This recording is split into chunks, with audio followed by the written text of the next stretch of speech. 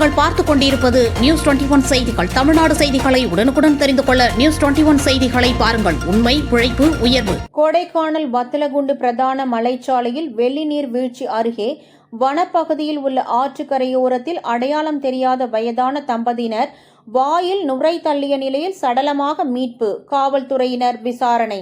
திண்டுக்கல் மாவட்டம் கொடைக்கானல் வத்தலகுண்டு பிரதான மலைச்சாலையில் வெள்ளி நீர் வீழ்ச்சி அருகே உள்ள வனப்பகுதி ஆற்றங்கரையோர பகுதியில் 2 சடலங்கள் கிடப்பதாக காவல்துறையினருக்கும் வனத்துறையினருக்கும் தகவல் கிடைத்தது.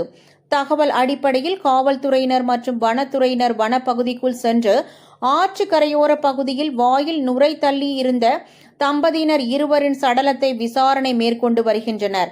மேலும் முதியவரின் சட்டைப்பையில் அடையாள அட்டை உள்ளதா என சோதனை செய்யும் போது 9580 ரூபாய் பணம் இருந்தது கண்டறியப்பட்டது.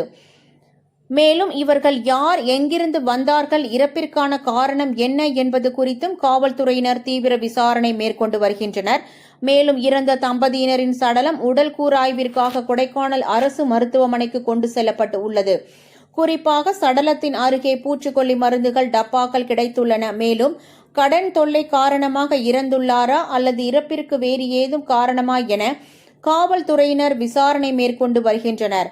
தம்பதியினர் சடலம் வெள்ளி நீர்வீழ்ச்சி அருகே உள்ள வனப்பகுதி ஆற்றங்கரையோர பகுதியில் மீட்கப்பட்ட சம்பவம் இப்பகுதியில் பெரும் பரபரப்பை ஏற்படுத்தியுள்ளது. நியூஸ் 21 செய்திக்காக கூல் சுரேஷ்.